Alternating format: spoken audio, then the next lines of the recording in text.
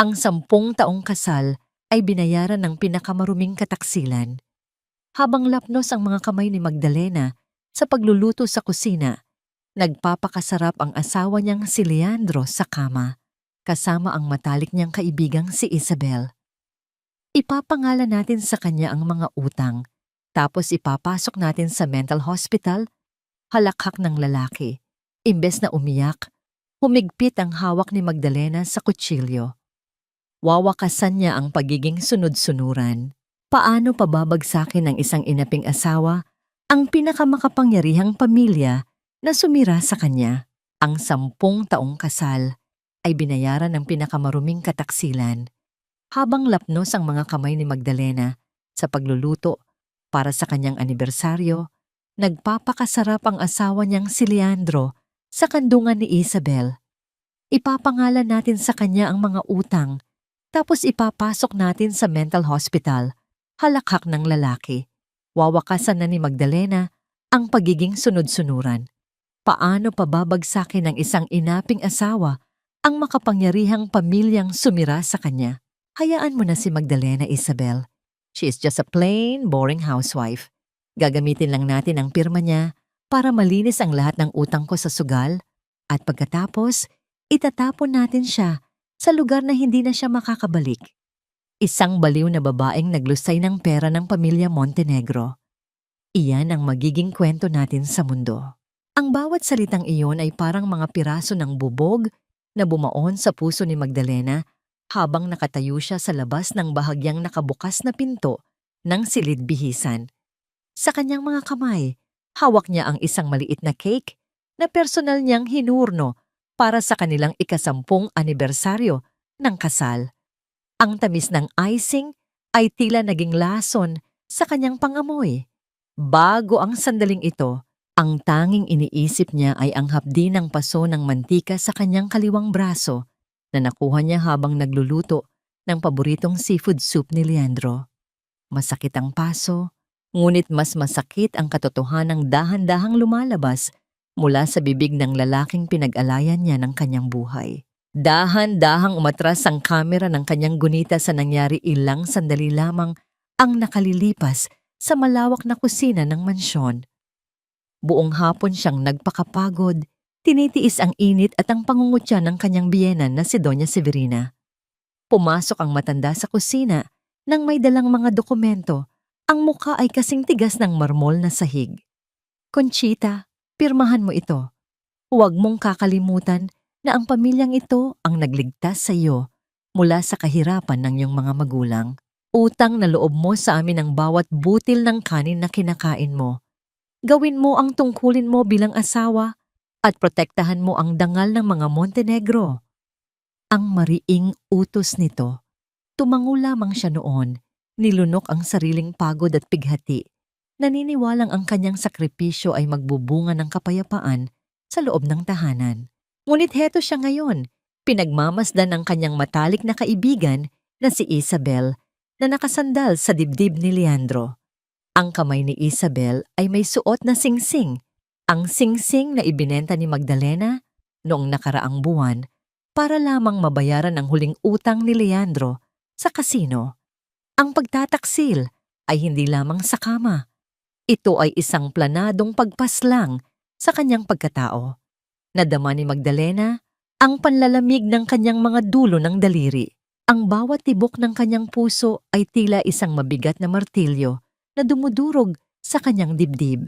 Hindi siya sumigaw. Walang luhang pumatak sa kanyang mga pisngi sa sandaling iyon dahil ang sobrang sakit ay hindi na kayang idaan sa ingay. Ang tanging narinig niya ay ang marahang pagdausdos ng cake mula sa kanyang nangangatog na kamay. Ang pagkain na sumisimbolo sa kanyang 10 taong pagsisilbi ay nahulog sa makapal na alpombra. Nagkalat ang puting krema na parang mga pangarap niyang nayurakan. Kasabay ng pagbagsak nito ay ang pagguho ng bawat pader ng pagtitiis na itinayo niya sa loob ng isang dekada. Ang katahimikan sa pasilyo ay naging kasing bigat ng isang libingan. Napansin ni Magdalena ang sarili niyang refleksyon sa salamin sa dulo ng hallway. Isang babaeng maputla, may uling pa sa pisngi mula sa kusina. at may mga matang tila nawalan na ng ningning. Ito ba ang naging kapalit ng lahat? Ang maging isang kasangkapan na matapos gamitin ay nakatakdang itapon sa basurahan? Isang malalim at malamig na galit ang unti-unting pumalit sa pighati. Kung itatapon nila siya sa madilim na balon ng kawalan, sisiguraduhin niyang hihilahin niya silang lahat pababa kasama niya. Tumalikod siya ng walang ingay. Bawat hakbang sa malambot na alpombra ay tila paglayo sa dating Magdalena na kilala ng lahat. Sa kanyang isipan, ang huling tanong na naiwan ay kasing talim ng isang karayom na paulit-ulit na tumutusok sa kanyang kaluluwa. Hanggang kailan ko kailangang lunukin ang sarili kong dugo para lamang busugin ang kasakiman ng mga taong itinuring kong pamilya?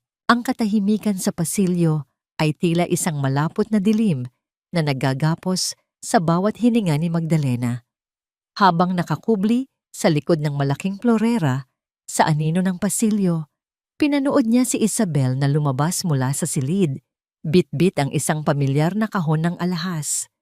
Doon, sa ilalim ng malamlam na ilaw, kinuha ni Isabel ang isang gintong kwintas na may palawit na krus, ang huling alaala ni Magdalena mula sa kanyang namayapang ina. Ito ang kwintas na ipinagkatiwala niya kay Isabel noong nakaraang linggo upang isanla at makatulong sa pagbabayad ng utang ni Leandro. Ngunit sa sandaling iyon, nakita niya ang kanyang matalik na kaibigan na marahang sinusukat ito sa sariling leeg habang nakatingin sa salamin. Ang kislap ng ginto ay tila nagdala ng mabigat na pakiramdam kay Magdalena.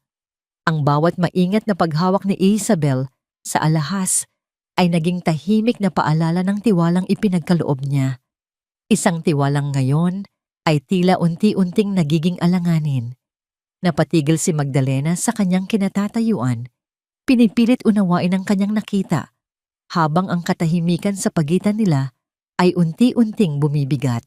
Kinaumagahan, ang sikat ng araw na pumasok sa bintana ng silid kainan ay walang dalang init para kay Magdalena. Nakaupo siya ng tuwid. Ang kanyang mga kamay ay nakapatong sa kanyang kandungan upang itago ang panginginig ng kanyang mga daliri. Pumasok si Isabel na may dalang malapad na ngiti. Tila walang anumang nangyari kagabi. Magdalena, are you okay? You look so pale and tired. Baka naman masyado kang nagpuyat sa pag-iisip ng mga problema niyo ni Leandro. Here, uminom ka muna nitong tsa. May hinalo akong vitamins dyan para kumalma ang nerves mo. Ang malambing na wika nito habang inilalapag ang tasa sa harap niya. Ngunit sa paningin ni Magdalena, ang tsaa ay tila naging kasing itim ng tinta ng pusit, puno ng lason at panlilinlang. Alam niyang ang tanging layunin ng pag-aalaga na ito ay gawin siyang mahina at litong-lito upang mas madali siyang mapaniwala na siya ay nawawala na sa sariling katinuan. Pumasok si Leandro sa silid. Ang kanyang muka ay puno ng pagkukunwari ng pag-aalala. Lumapit siya kay Magdalena at lumuhod sa kanyang harapan. Hinawakan ng kanyang mga kamay na tila isang tapat na asawa. Love, please, kailangan ko uli ng tulong mo. Isang pirma na lang ito sa bank loan. If we don't do this, kukunin nila ang lahat ng ari-arian ni Mommy. She might have a heart attack, Magdalena. Ayaw mo namang mangyari iyon, di ba? Gagawin ko ito para sa atin, para sa pamilya natin. Ang pagmamakaawa nito habang may luhang pilit na inilalabas sa kanyang mga mata. Sa bawat salita ni Leandro, lalong tumitigas ang puso ni Magdalena. Nakikita niya ngayon ang bawat galaw ng kanyang asawa bilang isang masamang dula-dulaan na pinapanood niya mula sa malayo. Kinuha ni Magdalena ang panulat. Ang bigat ng bakal na pluma sa kanyang kamay ay tila bigat ng isang hatol.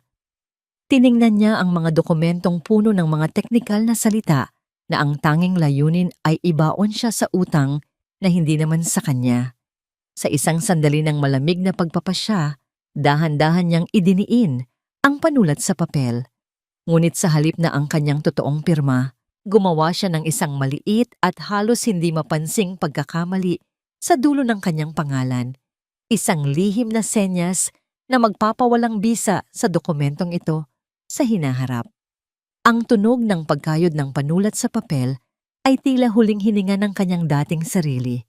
Nang makaalis na ang dalawa, pumasok si Nanay Rosa, ang matandang mayordoma. Sa silid, lumapit ang matanda at marahang ipinatong ang kanyang kulubot na kamay sa balikat ni Magdalena.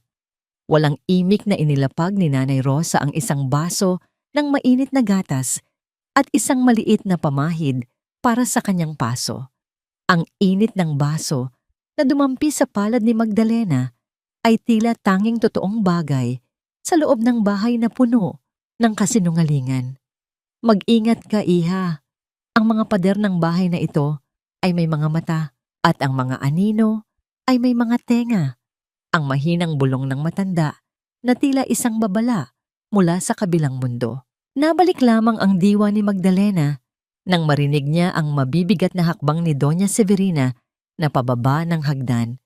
Ang tunog ng marangyang tsinelas ng matanda sa sahig na kahoy ay tila bawat tibok ng isang orasan na nagbabantay sa kanyang bawat galaw. Tumayo ang matanda sa kanyang harap, ang muka ay puno ng awtoridad at kawalan ng awa. Inilapag nito ang isang kupas na asul na folder sa ibabaw ng mesa. Ang tunog ng paglapag ng folder ay bumasag sa katahimikan ng silid. Tapos na ang paglalaro, Magdalena. Alam nating lahat na hindi sapat ang mga pirmang iyan para takpan ang butas na ginawa ng asawa mo. Gusto kong ilabas mo ang titulo ng bahay niyo sa baybien. Iyon ang gagamitin nating collateral para sa huling transaksyon. Huwag kang magmamatigas dahil utang mo sa amin ang bawat hininga mo sa loob ng 10 taon. Ang malamig na utos ni Doña Severina. Nanlamig ang buong katawan ni Magdalena. Ang bahay na yon ang tanging natitirang piraso ng kanyang pagkabata. Ang tanging lugar kung saan nadama niya ang tunay na pagmamahal ng kanyang mga magulang. Sa bawat sandali ng katahimikan, tila mas lalong humihigpit ang pagkakasakal ng pamilya Montenegro sa kanyang leeg. Maatim ba niyang isuko ang huling tanggulan ng kanyang puso para sa mga taong nagnanais lamang siyang wasakin? Nanatiling nakayuko si Magdalena. Ang kanyang mga mata ay nakatuon sa sariling mga palad na nakapatong sa kanyang mga hita. Sa loob ng 10 taon, natutunan niyang lunukin ang bawat pang-iinsulto. Ngunit ang hingi ng titulo ng bahay sa baybien ay tila pag-aalis ng huling piraso ng kanyang puso. Ang bahay na yon ang taming saksi sa mga haplos ng kanyang ina at ang boses ng kanyang ama na nagtuturo sa kanya kung paano gumawa ng mga kandilang mababango. Please, Mommy, huwag naman po iyon. Ang basag na tinig ni Magdalena habang dahan-dahang lumuluhod sa harap ng matandang babae. Iyan na lang po ang natitira sa akin mula sa mga magulang ko. Halos lahat po ng alahas ko, ang mga naipon ko mula sa maliit kong negosyo ng kandila, ibinigay ko na lahat kay Leandro. Please, let me keep the house. Ang bawat salita niya ay tila isang pagsusumamo na nagmula sa pinakamalalim na bahagi ng kanyang kaluluwa. Ang kanyang boses ay nanginginig sa ilalim ng bigat ng pighati. Ngunit ang tanging tugon ni Doña Severina ay isang malamig na pagtingin. Ang mga mata nito ay kasing talim ng mga punyal. Isang mabilis at malakas na haplit ng palad ang biglang dumapos sa pisngi ni Magdalena na nagdulot ng matinding init at pag-alingaw-ngaw ng sakit sa kanyang buong mukha. Ang lakas ng sampal ay sapat na upang mapaling ang kanyang ulo at halos mawalan siya ng balanse sa sahig. How dare you? Napakawalang utang na loob mo. Pagkatapos ka naming damitan at pakainin, iyan ang isasagot mo sa akin. Ang bahay na sinasabi mo ay wala ring kwenta kung hindi dahil sa apelyidong Montenegro na nagbibigay sa iyo ng dangal. Ang singhal ng matanda na tila isang hayop na nananakmal. Napatingin si Magdalena kay Leandro na nakatayo malapit sa bintana. Ang kanyang asawa ay tahimik lamang na humihit ng kanyang siga. Ang usok nito ay dahan-dahang lumulutang sa hangin, tila wala siyang naririnig na anumang kaguluhan. Ni hindi man lang lumingon ang lalaki o nagpakita ng kahit katiting na awa sa asawang nakasubsob sa sahig. Ang kawalan ng pagkilos ni Leandro ay mas masakit pa kaysa sa sampal ni Doña Severina. Ito ang huling kumpirmasyon na para sa lalaking ito, si Magdalena ay hindi kailanman naging asawa kundi isang kasangkapan lamang. Dahan-dahang tumayo si Magdalena, pinunasan ang bahagyang dugo sa kanyang labi gamit ang dulo ng kanyang daliri. Hindi na siya umiyak. Ang mga luhang dati ay mabilis pumatak ay tila natuyo na sa ilalim ng matinding galit na nagsimulang magliyab sa kanyang dibdib.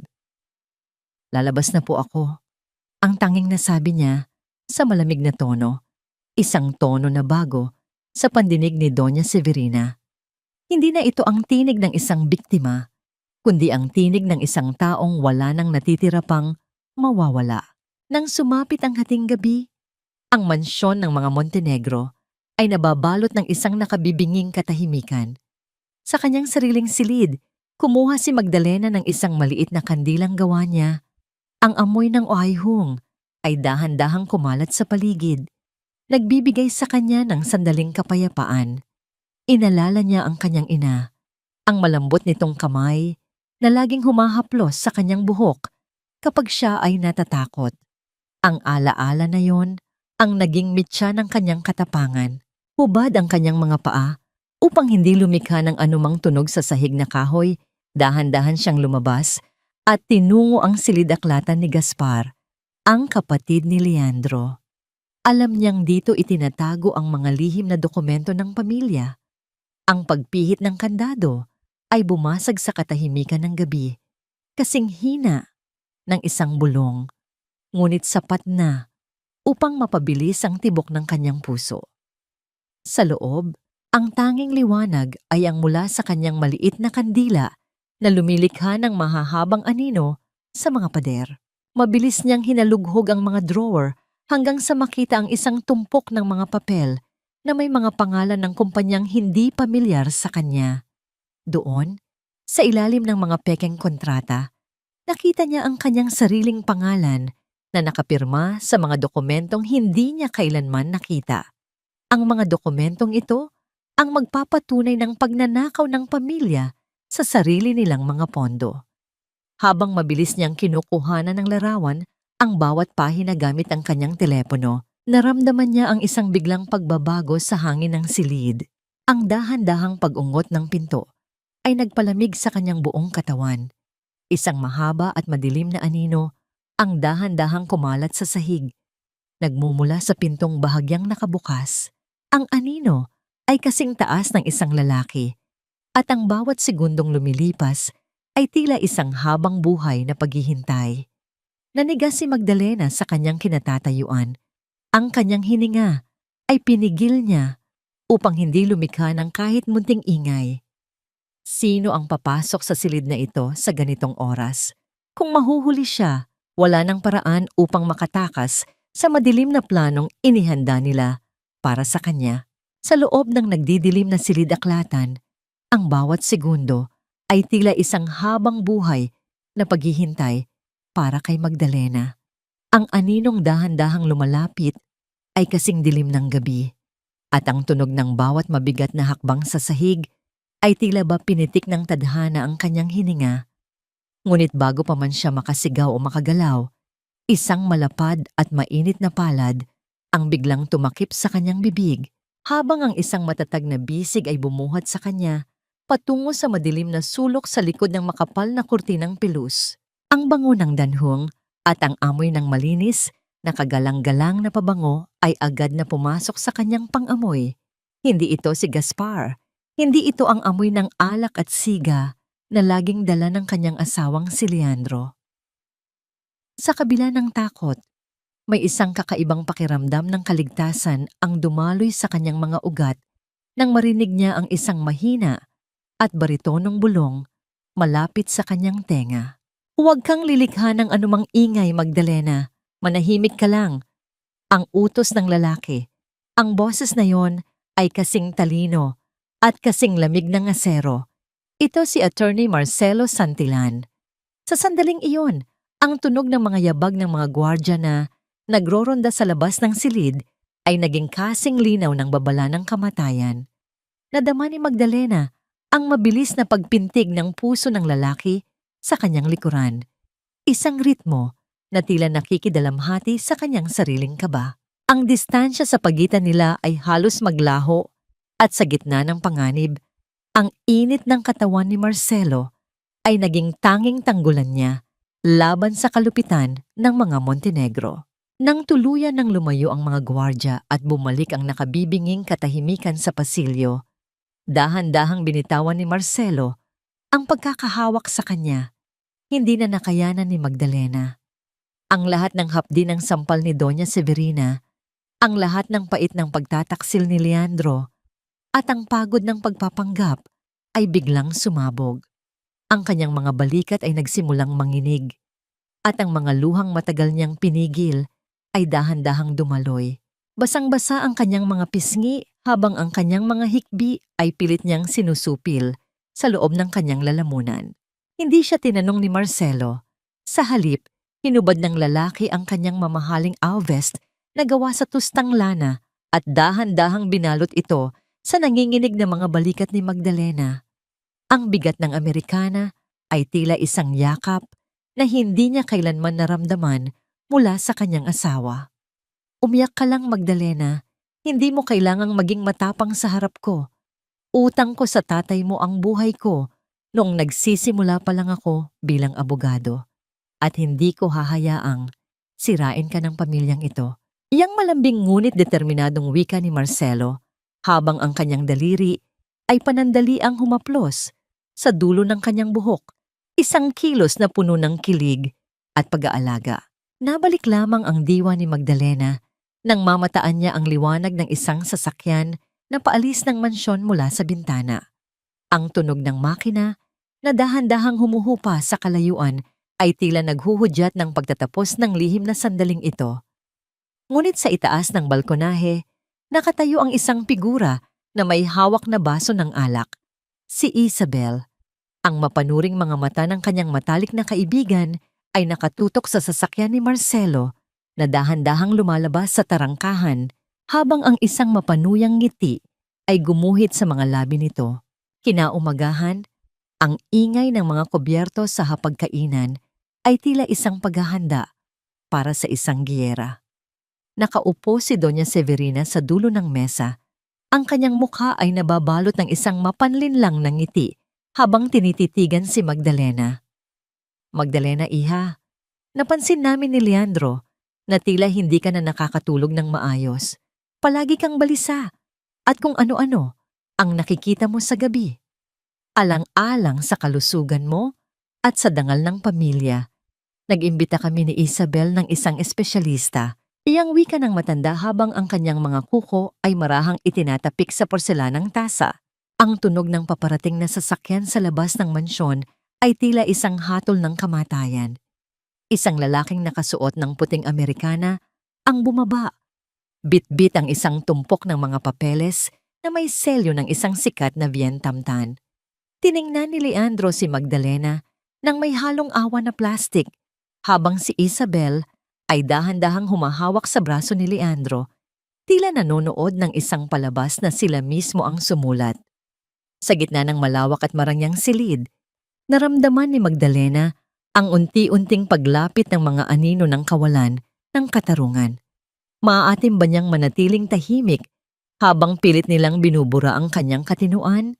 O ito na ang simula ng kanyang tuluyang paglaho sa mundo? Nakatitig si Magdalena sa puting dingding ng silid.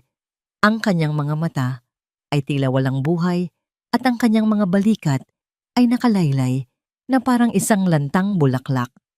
Sa harap niya, ang doktor na inimbita ni Doña Severina ay masusing nagtatala sa isang clipboard.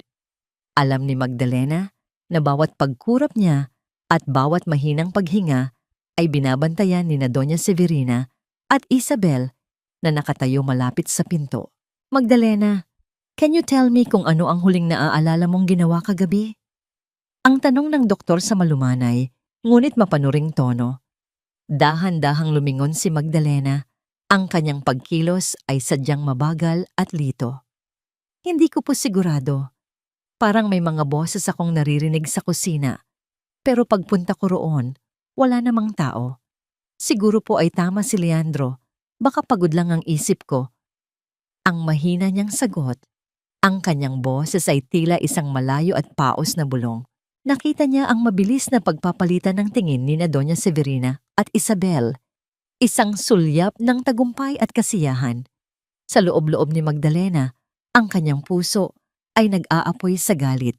Ngunit ang kanyang mukha ay nanatiling isang maskara ng kawalan ng malay. Nang makaalis ang doktor at ang mga mapanirang mata ng kanyang pamilya, nagtungo si Magdalena sa tanging lugar na itinuturing niyang santuwaryo, ang kanyang maliit na paggawaan ng kandila sa likod ng mansyon, doon sa gitna ng bango ng sap at mga tuyong talulot ng rosas. Naghihintay si Marcelo. Ang liwanag ng papalubog na araw na pumapasok sa bintana ay nagbibigay ng gintong kulay sa paligid. At ang katahimikan ng silid ay tila isang banal na lunas sa kanyang sugatang kaluluwa. Nagawa ko na, Marcelo. Narito ang lahat ng datos mula sa laptop ni Gaspar, ang sabi ni Magdalena habang iniaabot ang isang maliit na USB drive. Kinuha ito ni Marcelo, ngunit sa halip na itago agad, hinawakan niya ang nanginginig na kamay ni Magdalena. Ang init ng palad ng lalaki ay tila isang daloy ng kuryente na nagpapakalma sa kanyang kaba. Alam kong mahirap ang magkunwari, Magdalena, but you are doing great. Konti na lang, at mababawi na natin ang lahat ng kinuha nila sa'yo. Ang masuyong wika ni Marcelo. Sa sandaling iyon, napansin ng abogado ang isang hindi pa tapos na kandila sa ibabaw ng mesa. Sa gitna ng tensyon, isang pambihirang sandali ng kapayapaan ang namagitan sa kanila. Hinawakan ni Magdalena ang kamay ni Marcelo at dahan-dahang itinuro kung paano ilalagay ang mitya sa mainit na sap. Ang mga daliri ni Marcelo, na sanay sa paghawak ng mga legal na dokumento, ay tila lalong lumalaki at nagiging longngong sa harap ng masaselang kagamitan sa paggawa ng kandila. Sabay silang napatawa ng bahagya, isang tunog ng dalisay na kaligayahan na matagal nang hindi naririnig sa mansyong yon. Tinitigan ni Marcelo si Magdalena sa ilalim ng malamlam na liwanag. Ang kanyang mga mata ay puno ng paghanga sa katatagan ng babaeng ito na sa kabila ng lahat ay nagagawa pa ring lumikha ng kagandahan. Habang nangyayari ang lihim na pagkikita sa paggawan sa loob ng mansyon, si Nanay Rosa ay dahan-dahang naglalakad sa pasilyo bitbit ang mga bagong labang kumot. Ngunit napatigil ang matanda nang marinig ang tinig ni Isabel mula sa bahagyang nakabukas na pinto ng silid-aklatan. Siguraduhin mong magmumukhang aksidente ang lahat. I want her gone before the gala night. Bayaran mo ang mga lalaking iyon. Huwag silang mag-iiwan ng bakas. Ang malamig na utos ni Isabel sa kanyang telepono. Nanlaki ang mga mata ni Nanay Rosa sa narinig. Ang panginginig ng kanyang mga tuhod ay hindi na niya mapigilan. Kailangan niyang babalaan si Magdalena sa kanyang pagmamadali na makalayo upang hindi mahuli. Hindi napansin ng matanda ang dulo ng kanyang mahabang saya na sumabit sa isang malaking florera sa itaas ng hagdanan. Ang bigat ng kanyang katawan na nawalan ng balanse ay lumikha ng isang nakatatakot na eksena. Ang tunog ng pagbagsak ng matanda sa matitigas na baitang ng hagdanan ay tila bawat hampas ng kahoy sa laman, hanggang sa ang kanyang katawan ay huminto sa pinakailalim, walang galaw at naliligo sa sariling dugo. Sa itaas ng hagdan, lumitaw ang figura ni Gaspar. Ang kanyang mga mata ay malamig na nakatitig sa walang buhay na katawan ng matanda. Isang mapait na ngiti ang gumuhit sa kanyang mga labi habang dahan-dahan niyang inaayos ang kanyang kurbata. Ang katahimikan na bumalot sa mansyon pagkatapos ng insidenteng iyon ay ising bigat ng isang paparating na bagyo. Sino ang sasagip sa katotohanan ngayong ang tanging saksi ay nakahandusay na sa sahig? Ang bawat hakbang ni Magdalena pabalik sa mansyon mula sa kanyang paggawaan ng kandila ay puno ng kapayapaan, bit-bit ang init ng kamay ni Marcelo na tila isang lihim na kayamanan. Ngunit ang kapayapaang iyon ay biglang naglaho nang bumukas ang pinto at bumungad sa kanya ang isang tanawing kasing lupit ng isang masamang panaginip. Sa paanan ng malawak na hagdanang gawa sa mahoganya, nakahandusay ang katawan ni Nanay Rosa. Ang kulay abong buhok ng matanda ay nabahira ng matingkad na pula at ang kanyang mga kamay na dati ay laging puno ng pagkalinga ay wala ng malay na nakapatong sa malamig na sahig. Nanay Rosa! Ang pagsigaw ni Magdalena ay tila isang sakal na tunog na hindi makalabas sa kanyang lalamunan. Agad siyang lumuhod sa tabi ng matanda. Ang kanyang mga kamay ay nanginginig habang pilit na hinahanap ang tibok ng hininga sa leeg nito. Ang bawat butil ng luha na pumatak mula sa kanyang mga mata ay tila naging kasing bigat ng asero habang humahalo sa dugo sa sahig. Sa itaas ng hagdanan, nakatayo si Gaspar Montenegro. Ang lalaki ay kampanteng nakasandal sa riles, walang anumang bakas ng gulat o pagkabahala sa kanyang mga mata. Natisod lang ang matanda sa sarili niyang saya, Magdalena. Masyado na siyang ulyanin para maglingkod sa bahay na ito. Ang malamig na wika ni Gaspar habang dahan-dahan siyang bumababa ng hagdan. Ang tunog ng kanyang sapatos sa bawat baitang ay tila bawat tibok ng isang orasan na nagbibilang ng kamatayan. Nang tangkaing tumawag ni Magdalena ng ambulansya gamit ang kanyang telepono, mabilis na hinablot ni Gaspar ang kanyang braso. "Huwag kang gagawa ng ingay!" Ayaw ni Mami ng anumang iskandalo bago ang gala night. Hayaan mo ang mga tauhan ko na magdala sa kanya sa klinika sa kabilang bayan. Sa gitna ng desperasyon ni Magdalena, ang liwanag ng isang sasakyan na dahan-dahang humihinto sa harap ng mansyon ay tila isang sagot sa kanyang mga dalangin. Ang tunog ng makina na namamatay sa katahimikan ng gabi ay sinundan ng pagbukas ng pinto. Pumasok si Attorney Marcelo Santillan. Ang kanyang mukha ay nababalot ng pag-aalala.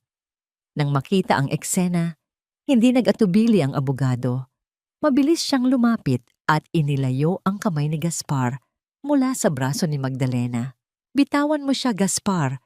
Tawagan niyo ang ambulansya ngayon din o ako mismo ang magsasampa ng kasong obstruction of justice at reckless imprudence laban sa pamilyang ito." Ang mariing wika ni Marcelo, ang kanyang boses ay puno ng awtoridad na hindi matatanggihan. Sa ilalim ng matalim na tingin ni Marcelo, napilitan si Gaspar na umatras. Ang kanyang mukha ay namula sa galit, ngunit hindi siya nakakilos. Habang hinihintay ang pagdating ng mga paramedic, kinuha ni Marcelo ang kanyang malinis na panyong puti at dahan-dahang pinunasan ang vetmau sa pisngi ni Magdalena. Ang haplos ng lalaki ay kasing lambot ng seda, isang tahimik na paraan ng pagsasabi na hindi siya mag-iisa. "Hindi ko siya pababayaan, Magdalena. Kasama natin ang batas at kasama mo ako." Ang bulong ni Marcelo na tila isang pangakong nakaukit sa hangin. Nang tuluyan ng maisakay si Nanay Rosa sa ambulansya, naiwan si Magdalena na nakatayo sa harap ng mansyon. Ang hangin ng gabi ay malamig, ngunit ang apoy sa loob ng kanyang puso ay mas lalong nag-alab. Pinagmasdan niya ang mga vetmau sa kanyang mga palad. Sa sandaling iyon, ang huling bahagi ng kanyang pag-aalinlangan ay tuluyan ng naglaho. Hindi na lamang ito tungkol sa kanyang sariling kaligtasan. Ito ay para kay Nanay Rosa at para sa bawat taong nayurakan ng pamilya Montenegro. Sa kanyang pagbabalik sa loob ng silid upang maglinis, napansin ni Magdalena ang isang maliit at gusot na papel na bahagyang nakasilip sa bulsa ng tapde ni Nanay Rosa na naiwan sa sahig. Dahan-dahan niyang kinuha ang papel. Ang kanyang mga daliri ay nanginginig sa kaba. May mga nakasulat na numero at pangalan na tila isang lihim na code. Ang bawat salita sa papel na yon ay tila isang mitya na handang magpasabog sa lahat ng dumi ng pamilyang ito. Habang binabasa niya ang mga huling salitang isinulat ng matanda, isang tanong ang naglaro sa kanyang isipan na tila isang multo sa dilim. Sino ang tunay na nagmamay-ari ng mga lihim na ito? At hanggang saan ang kayang gawin ng mga Montenegro upang manatiling nakabaon ang katotohanan?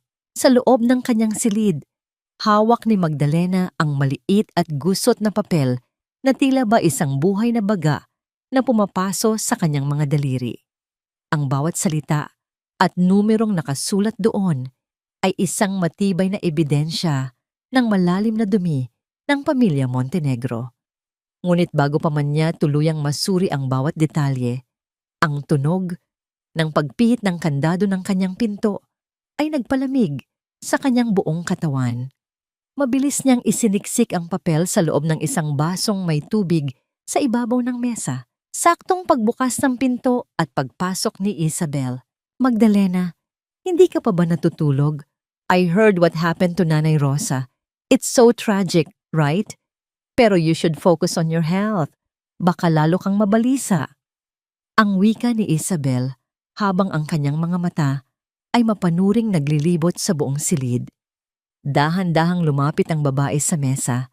Ang kanyang kamay ay tila may sariling isip na gustong abutin ang tapde ni Magdalena na nakapatong sa silya.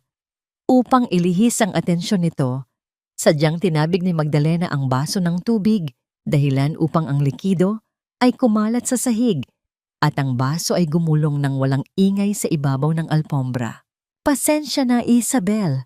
Masyado lang akong nanginginig sa takot para kay Nanay Rosa. Ang paos na paliwanag ni Magdalena. Sa gitna ng pagkataranta, mabilis niyang nakuha ang basang papel at itinago sa ilalim ng kanyang unan habang nagpapanggap na naglilinis ng kalat. Lumabas si Isabel nang may halong inis at pagkadismaya. Ang kanyang mapanuyang tawa ay dahan-dahang naglaho sa pasilyo. Iniwan si Magdalena na hapong-hapo ang kalooban. Nang matiyak na wala nang nakikinig, muling binasa ni Magdalena ang papel. Ang mga nakasulat doon ay mga petsa at malalaking halaga ng pera na inilipat mula sa pondo ng kanilang charity foundation patungo sa isang pribadong bank account sa ilalim ng pangalang Isabel Fuentebella. Ang bawat numero ay tila isang patak ng lason na sumisira sa natitirang tiwala ni Magdalena sa mundo.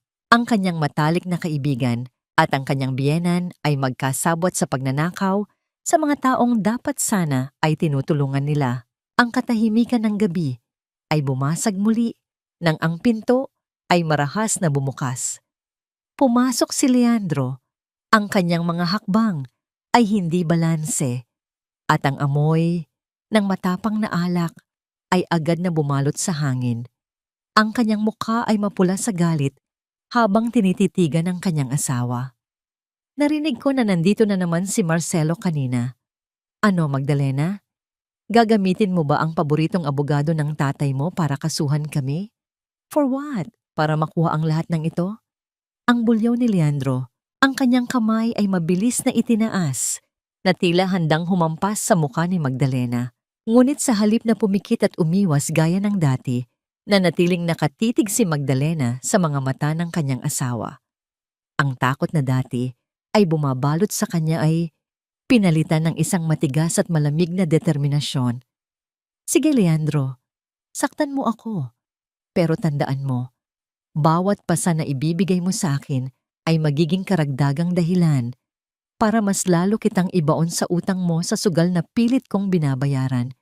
Ang mahinahon, ngunit mariing hamon ni Magdalena.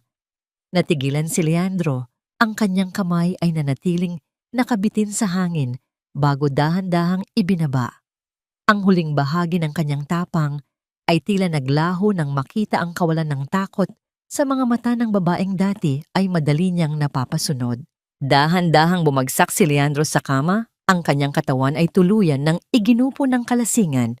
Sa kabila ng lahat ng sakit, kinuha ni Magdalena ang isang malambot na kumot at marahang ipinatong sa katawan ng lalaki.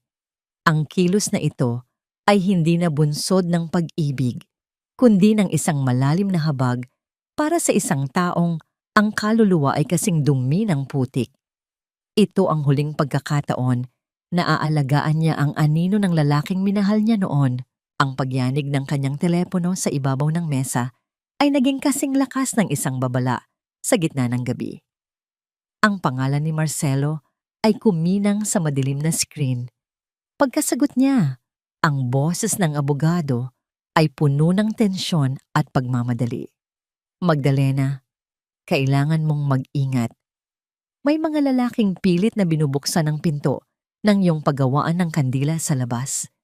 Ang mga ebidensyang itinago natin doon ay nasa panganib.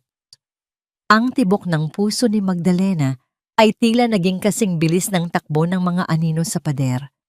Ang giyera na dati ay lihim lamang ay dahan-dahan nang lumalabas sa liwanag at ang bawat desisyon niya mula sa sandaling ito ay magtatakda kung siya ay tuluyang laya o habang buhay na mabibilanggo sa dilim. Ang gabi ay nababalot ng isang mapanganib na katahimikan habang mabilis na binabaybay ng sasakyan ni Marcelo ang madilim na daan patungo sa paggawaan ng kandila ni Magdalena. Sa loob ng sasakyan, ang tanging maririnig ay ang mabilis na paghinga ni Magdalena at ang mahigpit na pagkakahawak niya sa kanyang sariling mga palad. Ang bawat segundong lumilipas ay tila isang mabigat na pasanin at ang takot na mawala ang huling alaala ng kanyang mga magulang ay sapat na upang panghinaan siya ng tuhod. Nang marating nila ang lugar, ang langit na dati ay madilim ay nabahira ng nakatatakot na kulay kahel at pula. Ang dahan-dahang paglamon ng apoy sa tuyong kahoy ng istruktura ay lumilikha ng mga talsik ng kislap na tila ba sumasayaw ng mga demonyo sa gitna ng kadiliman. Ang bango ng natutunaw na sap na dati ay nagbibigay ng kapayapaan kay Magdalena ay naging isang masangsang na amoy ng pagkawasak. Ang usok ay makapal at maitim. Unti-unting itinatago ang bawat sulok ng silid kung saan siya unang natutong mangarap. May workshop! Marcelo! Ang mga dokumento sa loob. Ang hysterical na sigaw ni Magdalena habang nagtatangka siyang tumakbo patungo sa naglalagablab na gusali. Ngunit bago pa man siya makalapit sa panganib, naramdaman niya ang dalawang malakas na bisig na yumakap sa kanya mula sa likuran. Ang init ng katawan ni Marcelo at ang lakas ng kanyang pagkakahawak ay naging isang pader na humaharang sa kamatayan. Magdalena, no, masyado nang mapanganib. Dito ka lang sa likod ko, please! Ang mariing pakiusap ni Marcelo, ang kanyang tinig ay puno ng awtoridad at matinding pag-aalala. Sa gitna ng kaguluhan, binuhat ni Marcelo si Magdalena palayo sa mga nagbabagsakang bahagi ng bubong. Ang bawat pagbagsak ng mga nag-aapoy na kahoy sa lupa ay lumilikha ng pagyanig sa ilalim ng kanilang mga paa. Ipinatong ni Marcelo ang ulo ni Magdalena sa kanyang malapad na dibdib. Itinatago ang mukha ng babae upang hindi nito makita ang unti-unting pagtupok ng apoy sa kanyang pinakamamahal na santuaryo. Nang dumating ang mga bumbero at dahan-dahang napuksa ang naglalagablab na apoy, ang tanging naiwan ay ang mga itim na labi ng gusali at ang makapal na hamog ng usok. Lumuhod si Magdalena sa basang lupa, ang kanyang mga kamay ay dumi-dumi ng uling. Ang hapdi ng usok sa kanyang mga mata ay humahalo sa alat ng kanyang mga luha. Ang bawat pangarap na itinayo niya sa loob ng maraming taon ay naging abo na lamang sa loob ng isang gabi. Dahan-dahang lumapit si Marcelo at tumabi sa kanya sa gitna ng basang lupa. Hindi siya nagsalita ng anumang mga gasgas na salita ng paggalo. Sa halip, hinawakan niya ang maruming kamay ni Magdalena at marahang pinagsalikop ang kanilang mga daliri.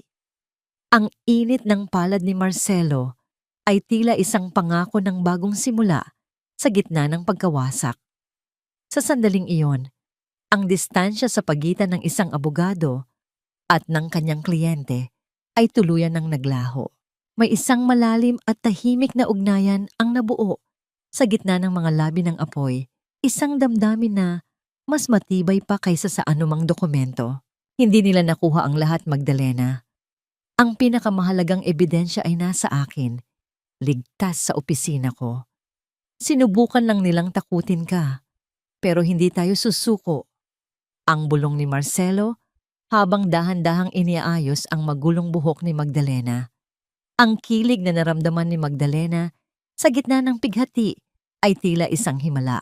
Ang pakiramdam na may isang taong handang tumayo sa gitna ng apoy para lamang protektahan. Siya ay isang bagay na hindi niya kailanman naramdaman sa loob ng 10 taon ng kanyang kasal. Habang pinagmamasdan nila ang unti-unting paglalaho ng usok, isang tanong ang nanatiling nakasabit sa puso ni Magdalena. Ang bawat tibok ng kanyang puso ay tila nagtatanong, kung ang pagsabog ng damdaming ito sa gitna ng trahedya ay isang lunas o isa na namang panibagong sugat na dapat niyang paghandaan. Maaatim ba niyang muling magtiwala sa gitna ng mundong puno ng pananabutahe? O ang pag-ibig bang ito ang magiging mitya ng kanyang tuluyang pagbangon mula sa mga abo ng kanyang nakaraan? Ang mga labi ng usok mula sa nasunog na paggawaan ay tila sumusunod pa rin sa bawat hininga ni Magdalena habang dahan-dahan siyang pumasok sa malawak na salas ng mansyong Montenegro. Ang bawat hakbang niya sa makintab na sahig ay tila ba nagiiwan ng mga bakas ng uling at pighati. Isang matinding kaibahan sa karangyaan ng mga kristal na chandelier na nakasabit sa itaas. Ngunit sa gitna ng silid, naghihintay ang isang tanawing mas nakatatakot kaysa sa apoy, si Doña Severina, na nakaupo ng tuwid sa kanyang silyon, kasama ang 3 lalaking may mababangis na mukha at nakasuot ng madidilim na Amerikana. Diyan ka na pala, Magdalena. Kanina pa kami naghihintay. Ang malamig na bati ni Doña Severina habang ang kanyang mga kuko ay marahang itinatapik sa ibabaw ng mesa, lumilikha ng isang ritmo na tila nagbibilang ng nalalabing oras ni Magdalena. Ito ang mga Ginoo na nagpautang kay Leandro para sa inyong mga luho. At dahil ikaw ang asawa at ikaw ang nag-aasikaso ng mga papeles, kailangan nilang makita ang katibayan na hindi mo sila tatakbuhan.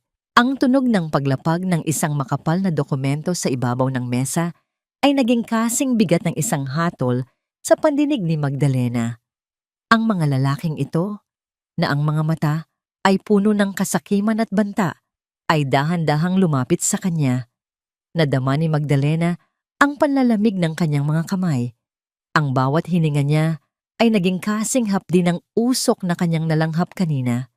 Alam niyang ang dokumentong ito ay hindi lamang tungkol sa pera, kundi isang bitag upang tuluyan siyang mawalan ng karapatan sa anumang ari-arian at kahit sa sarili niyang dangal. 10 taon na ng pagsasama niyo, di ba?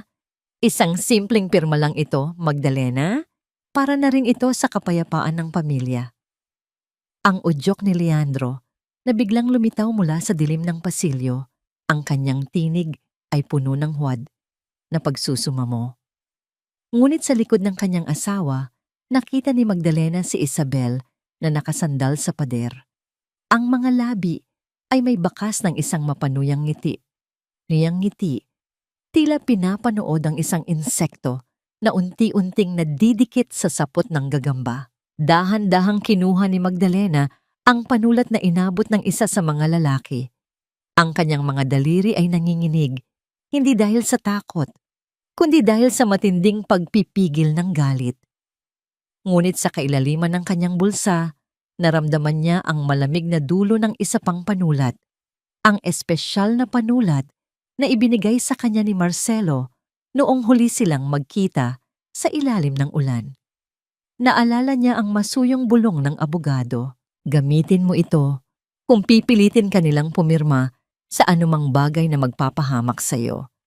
Ang tinta nito ay maglalaho ng kusa matapos ang ilang oras, na tila ba hindi ka kailanman naglagay ng anumang marka sa papel na yan.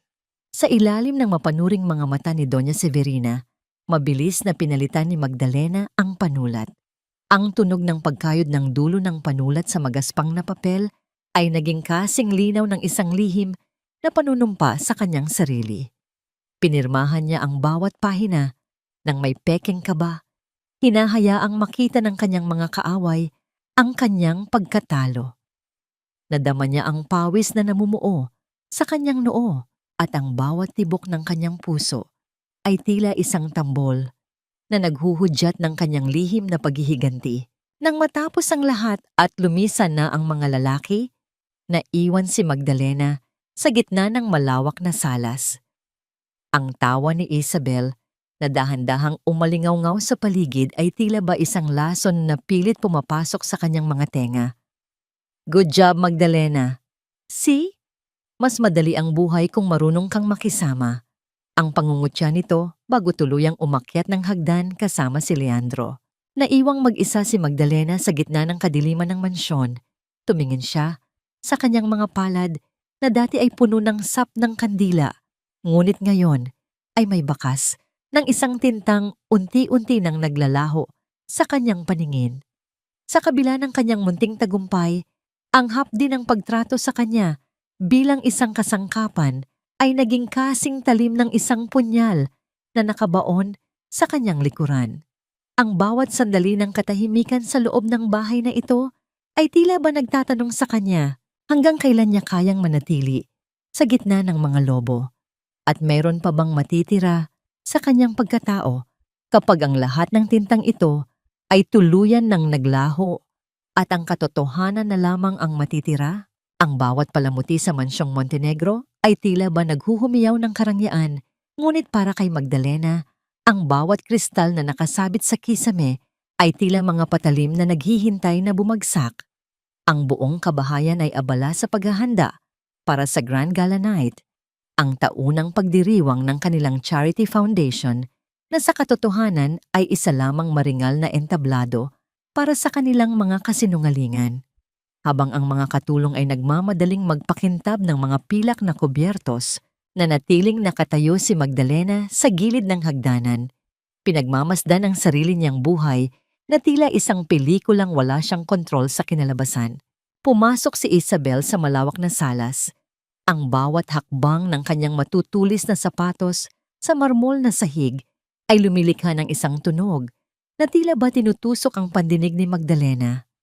Nakasuot ang babae ng isang mamahaling terno na kulay ginto at sa kanyang leeg ay nagniningning ang kwintas na pag-aari ng ina ni Magdalena. You look so tired and haggard, Magdalena. Sigurado ka bang gusto mong sumama bukas?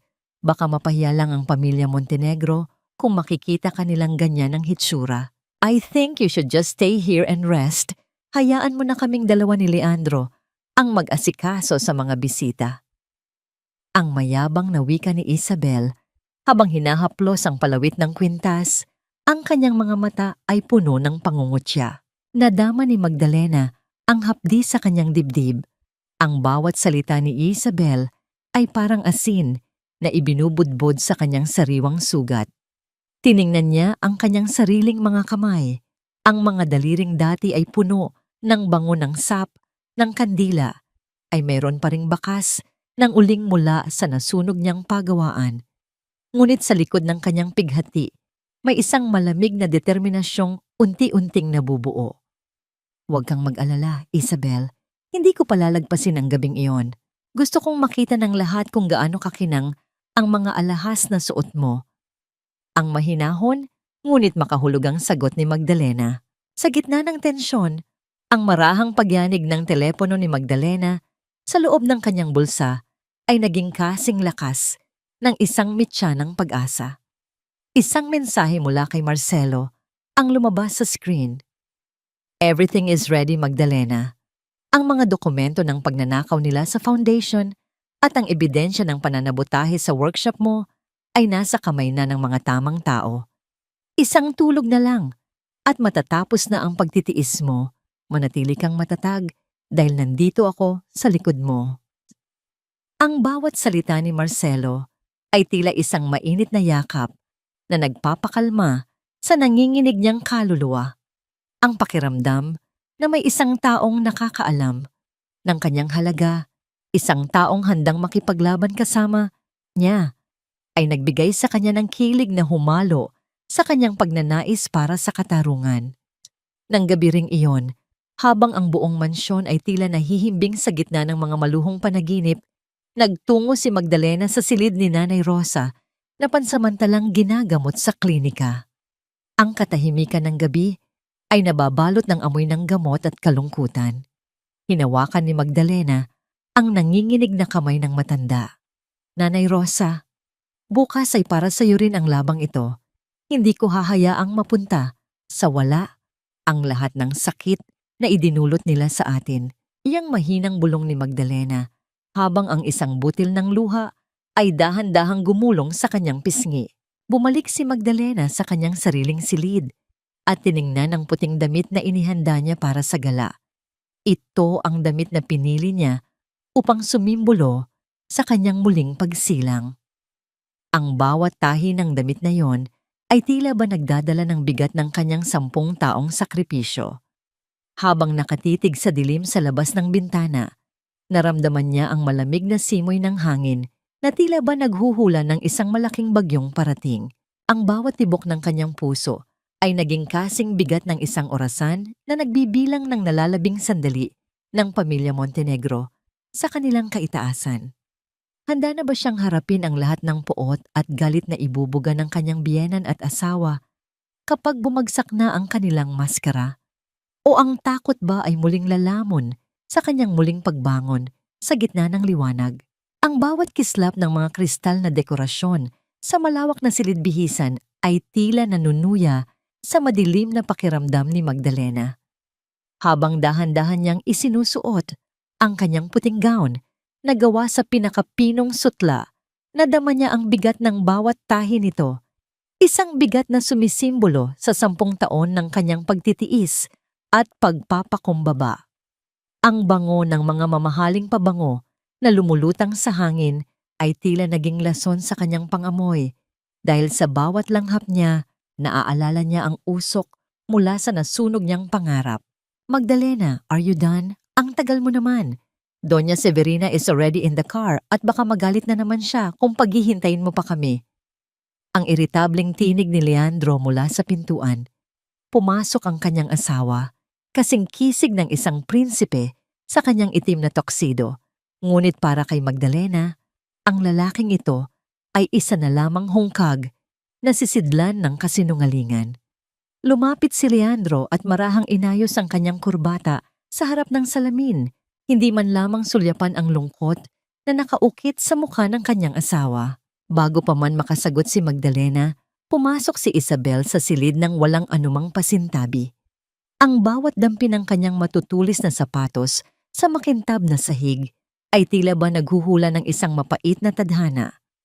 Nakasuot ang babae ng isang gown na kulay esmeralda at sa kanyang leeg ay nagniningning ang gintong kwintas ni Magdalena. Oh Magdalena, that dress is so simple. Bagay na bagay sa'yo, mukha kang anghel na malapit ng isakripisyo.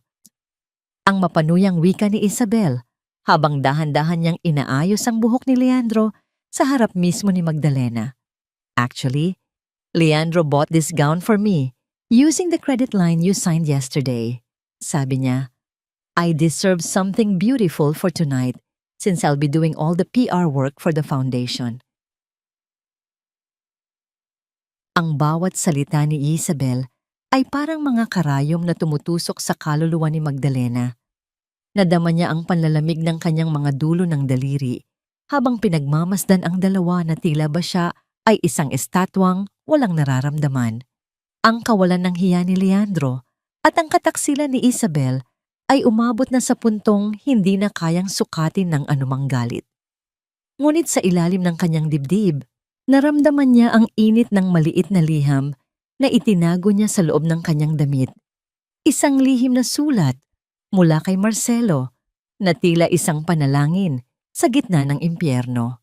Huwag kang bibitiw, Magdalena. Hayaan mo silang magdiwang sa kanilang mga kasinungalingan ngayong gabi. Dahil bukas, ang katotohanan na lamang ang tanging matitirang nakatayo. Ang mga salita ng abogado na paulit-ulit na umaalingaw-ngaw sa kanyang isipan, nagbibigay ng kakaibang kilig at lakas na hindi niya inaasahang mararamdaman pa. Nang lumabas na sila ng mansyon at sumakay sa marangyang sasakyan, ang katahimikan sa loob ay naging kasing bigat ng isang libingan. Ang dahan-dahang paggalaw ng mga sasakyan sa kalsada patungo sa hotel kung saan gaganapin ang gala ay tila babawat segundo ng isang orasan na nagbibilang ng huling sandali ng kaligayahan ng pamilya Montenegro. Tumingin si Magdalena sa labas ng bintana. Pinagmamasdan ang mga ilaw ng lungsod na mabilis na naglalaho sa kanyang paningin. Sa loob-loob niya, isang tanong ang patuloy na gumugulo sa kanyang isipan. Kasing talim ng isang punyal na nakabaon sa kanyang puso. Maatim ba niyang tingnan ang pagguho ng pamilyang itinuring niyang sarili sa loob ng 10 taon? O ang huling bahagi ng kanyang pag-ibig para kay Leandro ay magiging hadlang sa katarungang matagal na niyang ipinaglalaban? Ang bawat tibok ng kanyang puso ay tila isang babala na sa pagbaba niya sa sasakyang ito, wala nang balikan ang bawat hakbang na kanyang gagawin patungo sa liwanag ng katotohanan. Ang marahang paghampas ng mga alon sa pampang ay tila isang malalim na buntong hininga ng dagat, sumasabay sa mabigat na pagpintig ng puso ni Magdalena habang nakatayo siya sa harap ng malawak na karagatan. Ang hangin ay may dalang amoy ng asin at kalayaan, isang bagay na matagal na niyang ipinagkait sa kanyang sarili sa loob ng mansyong Montenegro. Dito, sa harap ng dalampasigan malapit sa bahay ng kanyang mga magulang, tila mas malinaw ang bawat alaala ng kanyang 10 taong pagkabilanggo. Ang bawat patak ng tubig na humahalik sa kanyang mga paa ay tila ba naglilinis sa mga uling ng pait na iniwan ng pagtataksil ni Leandro at Isabel. Sa gitna ng kanyang pag-iisa, naramdaman ni Magdalena ang isang pamilyar na init na dahan-dahang bumabalot sa kanyang likuran. Ang bango ng danhong ay humalo sa simoy ng dagat. At bago pa man siya makalingon, naramdaman niya ang marahang pagyakap ng mga bisig ni Marcelo sa kanyang baywang. Ang pagkakalapat ng kanilang mga katawan ay kasing lambot ng dapit hapon. At sa sandaling iyon, ang lahat ng takot ni Magdalena ay tila ba natutunaw.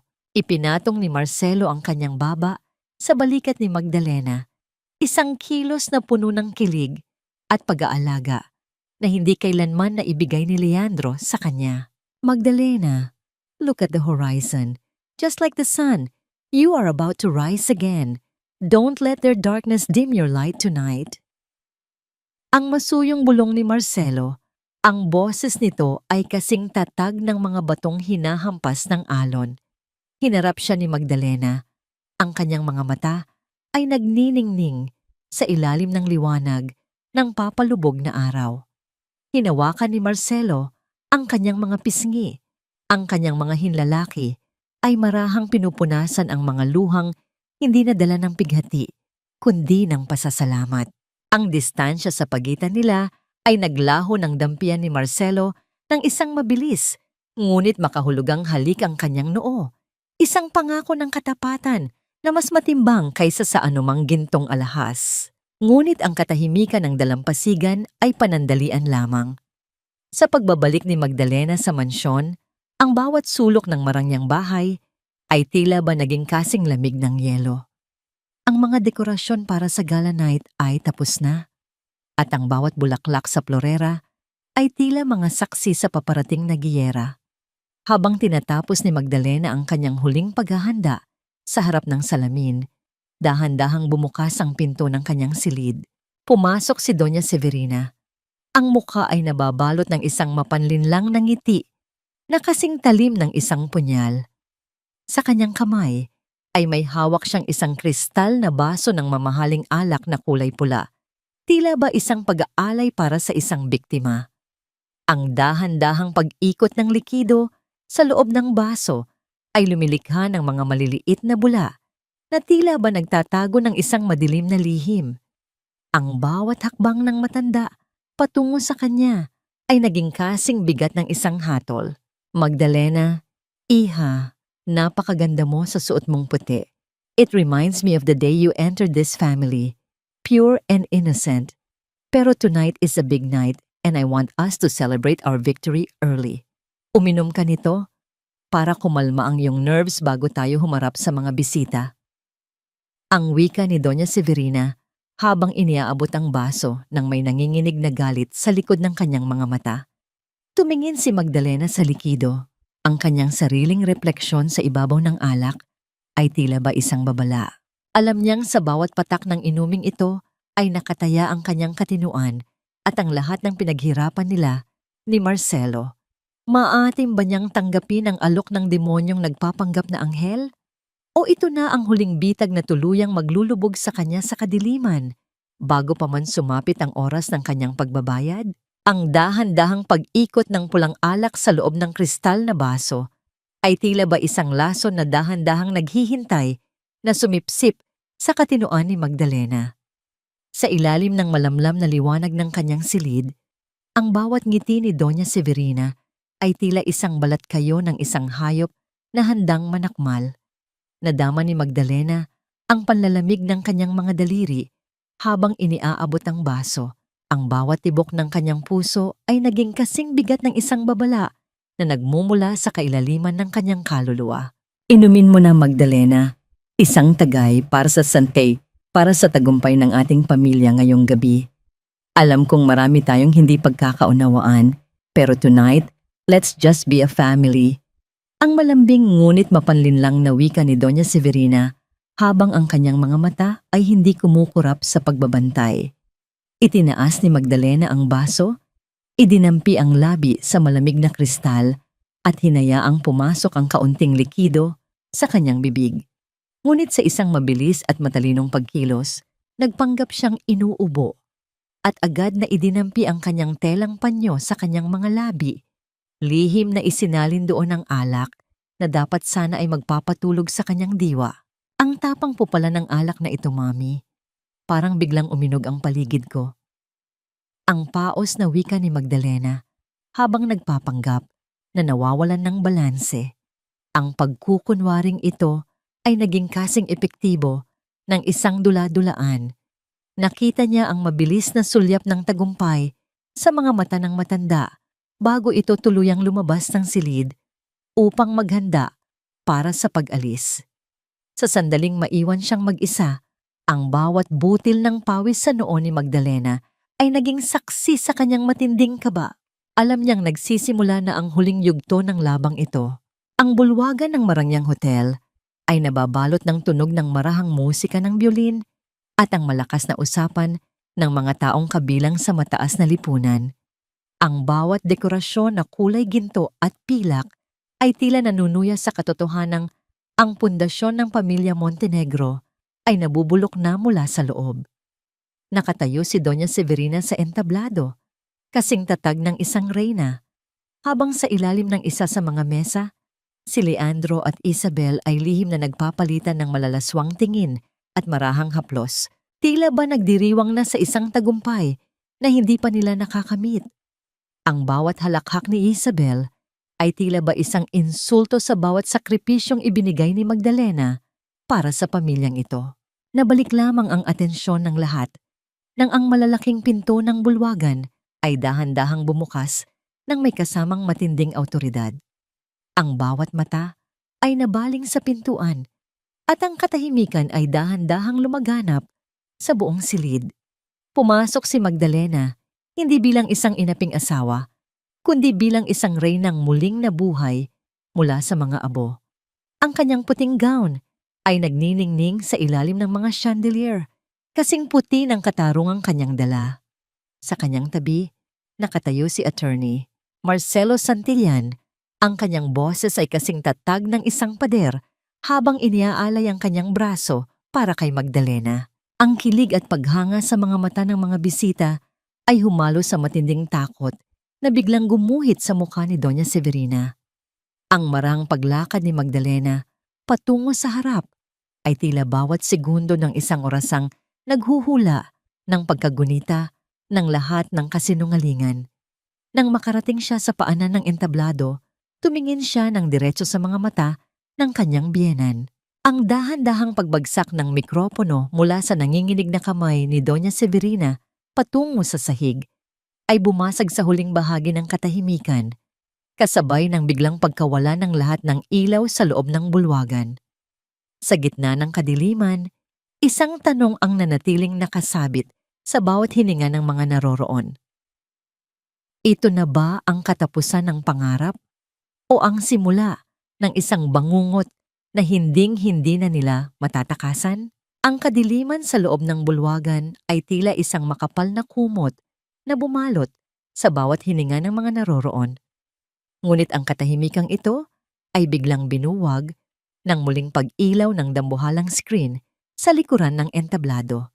Hindi ang mukha ng mga Montenegro ang lumitaw, kundi ang mga dokumentong kasing dumi ng kanilang mga budhi.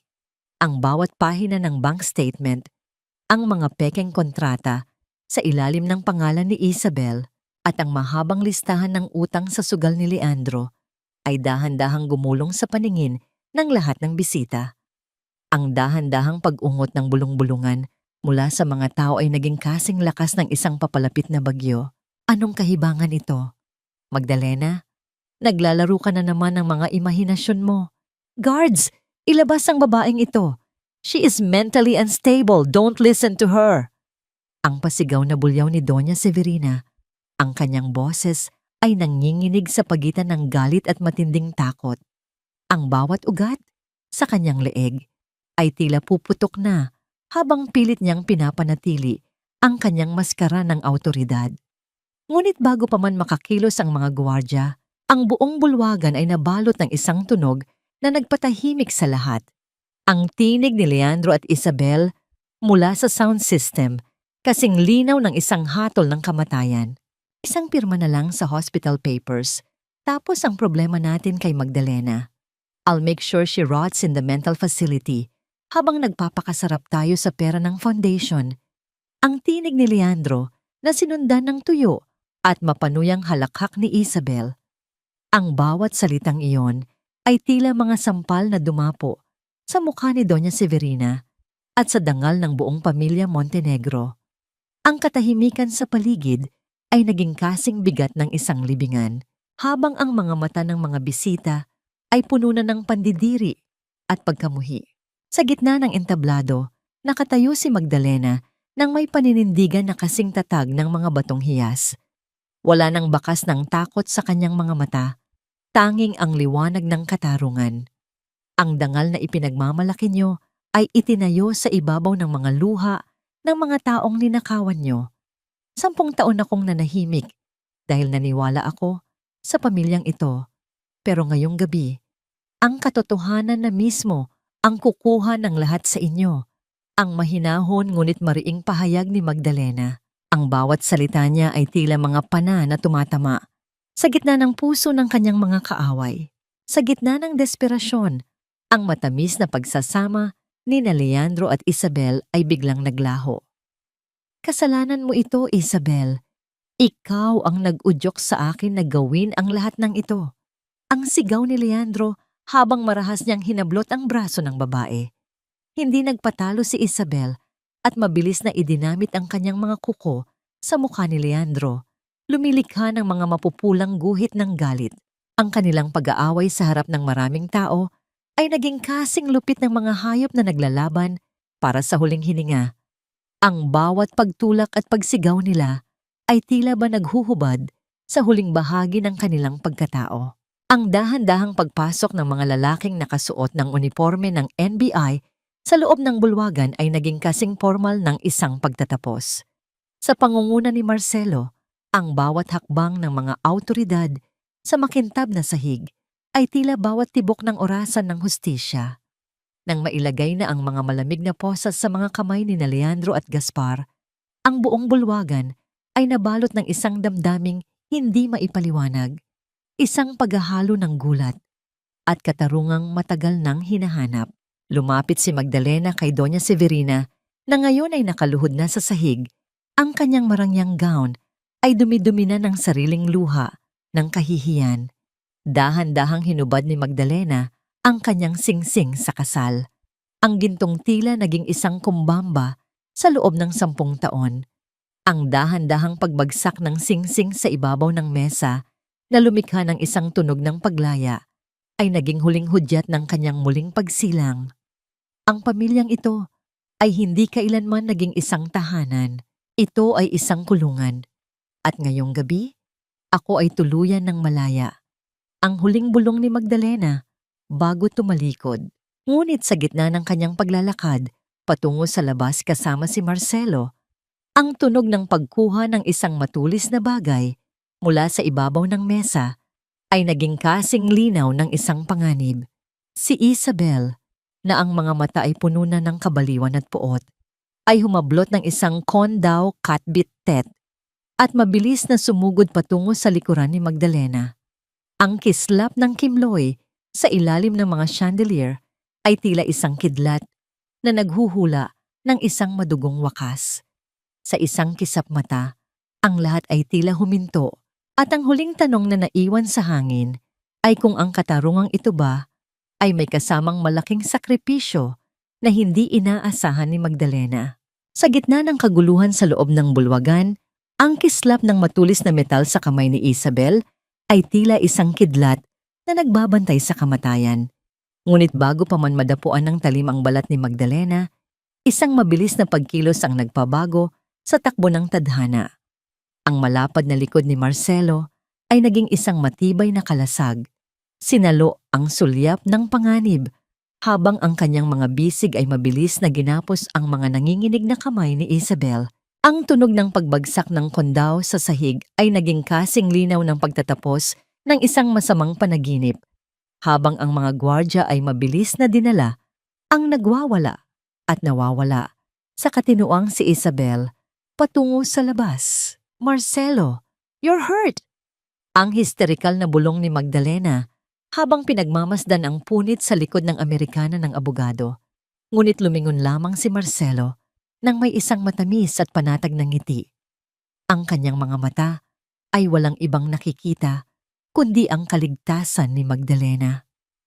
"It's just a scratch, Magdalena. Ang mahalaga, tapos na ang lahat. Wala nang makakasakit sa'yo simula ngayong gabi." Iyang masuyong wika ni Marcelo habang ang kanyang mainit na palad ay marahang humahaplos sa nanginginig na kamay ng babae. Ang kilig na dumaloy sa puso ni Magdalena ay tila isang banal na lunas, nagbibigay ng init sa kabila ng lamig ng trahedyang kapiling nila. Lumingon si Magdalena sa paligid at nakita ang tuluyang pagguho ng kaharian ng mga Montenegro. Si Doña Severina ay nakaluhod na sa sahig. Ang kanyang marangyang gown ay nabahira ng sariling luha ng kahihiyan habang ang mga bisita ay dahan-dahang lumalayo, tila ba natatakot na mahawa sa mantsa ng kanilang pamilya. "Magdalena, please, iligtas mo ang dangal ng pamilyang ito. Huwag mo kaming pabayaan." Ang pagmamakaawa ng matanda, ang tinig na dati ay puno ng kapangyarihan, ay naging kasing hina na lamang ng isang naghihingalong bulong. Ngunit hindi na natinag si Magdalena. Ang kanyang pagtahimik ay hindi na bunsod ng takot, kundi ng isang malalim na pagkilala na ang bawat tao ay dapat umani ng bunga ng kanilang sariling mga itinanim. Kinaumagahan, ang mansyong Montenegro ay nababalot ng isang kakaibang katahimikan, kasing lungkot ng isang libingang walang bumibisita. Ang dahan-dahang pagliligpit ni Magdalena ng kanyang mga gamit ay naging kasing banayad ng isang panalangin. Hindi siya kumuha ng anumang mamahaling alahas o mga damit na gawa sa sutla. Tanging ang ilang piraso ng kanyang mga lumang damit at ang mga kagamitan sa paggawa ng kandila ang kanyang dinala. Habang pababa siya ng hagdanan, nakita niya si Nanay Rosa na naghihintay sa kanya. Ang matanda ay may malawak na ngiti sa kabila ng mga benda sa kanyang ulo. "Malaya ka na, iha. Sa wakas, makakahinga ka na ng malalim."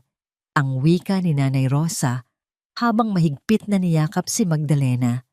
Ang init ng yakap ng matanda ay tila basbas para sa kanyang bagong simula. Nang lumabas na siya sa tarangkahan ng mansyon, hindi na siya lumingon pa sa malaking gusali na naging kulungan niya sa loob ng 10 taon. Ang tunog ng pagsasara ng malaking bakal na gate ay naging kasing linaw ng pagwawakas ng isang madilim na kabanata ng kanyang buhay. 1 taon ang mabilis na lumipas sa harap ng isang maliit na bahay na yari sa kahoy at kawayan malapit sa dalampasigan. Ang bango ng sap ng kandila at ang amoy ng ayhong ay muling lumulutang sa hangin. Ang dahan-dahang pag-ikot ng mga maliliit na metal sa ilalim ng simoy ng hangin ay lumilikha ng isang malinaw at kristal na himig na tila ba sumasabay sa awit ng mga alon. Dito, ang bawat hininga ni Magdalena ay puno ng kapayapaan. Wala na ang mga utang na pilit na ipinapapasan sa kanya, wala na ang mga matatalim na salitang pumapatay sa kanyang pagkatao. Ang dahan-dahang paghinto ng isang sasakyan sa harap ng kanyang maliit na bakuran ay nagpalingon kay Magdalena. Bumaba si Marcelo, hindi na nakasuot ng formal na Amerikana, kundi isang simpleng puting polo na tila ba sumasalamin sa kalinisan ng kanyang puso. Ang kilig na nadarama ni Magdalena sa bawat pagkakataon na makikita ang lalaki ay tila ba hindi kailanman kumukupas. Lumapit si Marcelo at dahan-dahang inilapag ang isang maliit na basket ng mga paboritong prutas ni Magdalena. The case is officially closed, Magdalena. Leandro and Gaspar will be spending a long time reflecting on their mistakes. At si Doña Severina, she's now living in a small apartment malayo sa karangyaang dati niyang sinasamba. Ang ulat ni Marcelo, habang ang kanyang mga mata ay nananatiling nakatitig sa mukha ni Magdalena nang may matinding paghanga. Hinawakan ni Marcelo ang kamay ni Magdalena. Pinagmamasdan ng bawat vet esseo mula sa mga paso ng SAP na ngayon ay naging simbolo na ng kanyang katatagan. Habang pinagmamasdan nila ang paglubog ng araw na nagbibigay ng kulay ube at rosas sa langit, naramdaman ni Magdalena ang isang malalim na pasasalamat. Ang bawat tibok ng kanyang puso ay tila ba nagsasabi na ang pag-ibig ay hindi kailangang maging isang sakripisyo ng sariling dangal, kundi isang lakas na nagpapabangon sa atin mula sa pagkakadapa. Maatim ba niyang tuluyan nang buksan ang kanyang puso para sa lalaking naging anghel niya sa gitna ng impyerno, o ang mga anino ng kanyang nakaraan ay mananatili pa ring nakasabit sa bawat hininga ng kanyang bagong simula? Ang dahan-dahang paghalik ng mga alon sa pampang ay tila isang uyayin na nagpapatulog sa lahat ng pait ng nakaraan. Sa ilalim ng malawak na langit na nababalot ng kulay ube at ginto, nakatayo si Magdalena sa tapat ng kanyang maliit na bintana. Ang dahan-dahang pag-ugoy ng mga kabibing nakasabit sa pasimano ay lumilikha ng isang kristal na himig sa tuwing dadampi ang mahinang simoy ng dagat. Isang tunog na naging musika ng kanyang bagong buhay. Wala na ang amoy ng lason at kasinungalingan, tanging ang bango ng sariwang oayhung mula sa kanyang mga kandila ang namamayani sa hangin. 1 taon na ang nakalilipas mula nang gumuho ang palasyong buhangin ng mga Montenegro. Sa bawat gabi na dumadaan, hindi na kailangang gisingin ni Magdalena ang sarili mula sa isang bangungot, dahil ang katotohanan na kanyang kinagigisnan ay mas maganda pa sa anumang panaginip. Madalas siyang mapangiti kapag naaalala ang balita tungkol sa kanyang dating asawa at biyenan. Hindi niya naramdaman ang anumang galit. Sa halip, ang tanging naiwan ay isang malalim na habag. Ang pagpapatawad ay hindi nangangahulugang kinalimutan niya ang bawat sampal at bawat patak ng luhang idinulot nila, kundi ang pagpili niyang huwag nang hayaang magkaroon ng puwang ang kanilang mga anino sa loob ng kanyang puso. Iyon ang kanyang tunay na tagumpay, ang mapatawad ang sarili sa pananatili sa isang lugar na hindi siya kailanman pinahalagahan.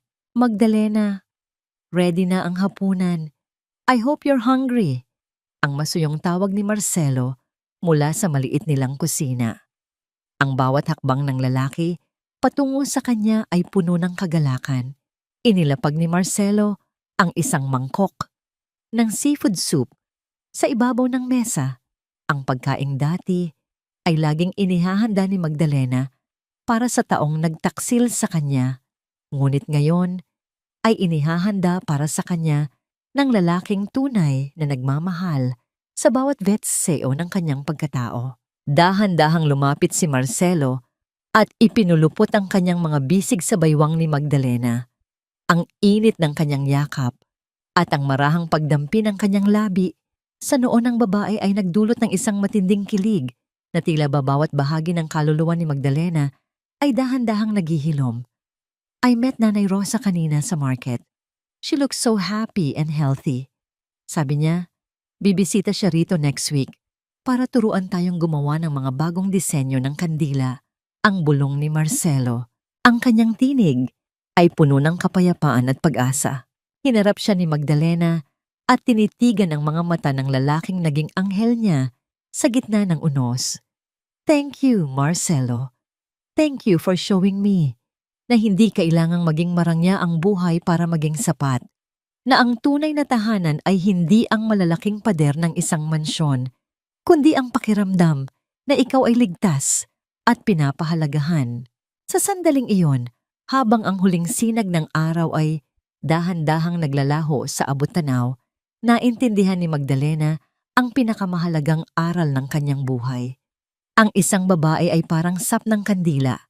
Maaari siyang matunaw sa ilalim ng matinding init ng paghihirap, ngunit kapag ang apoy ay namatay, maaari siyang muling mabuo sa isang mas matatag at mas magandang anyo.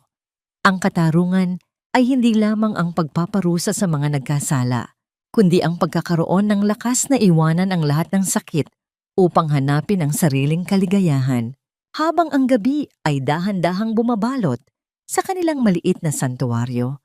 Ang tanging liwanag na natira ay ang mula sa isang kandilang sabay nilang ginawa. Ang apoy nito ay maliit ngunit matatag, kasing tatag ng kanilang pag-ibig na nandayuhan sa gitna ng trahedya at nanirahan sa dalampasigan ng kapayapaan. Sa wakas, ang bawat hininga ni Magdalena ay hindi nakapos. Ang kanyang puso ay puno na, at ang bawat tibok nito ay isang awit ng pasasalamat para sa kanyang muling pagsilang.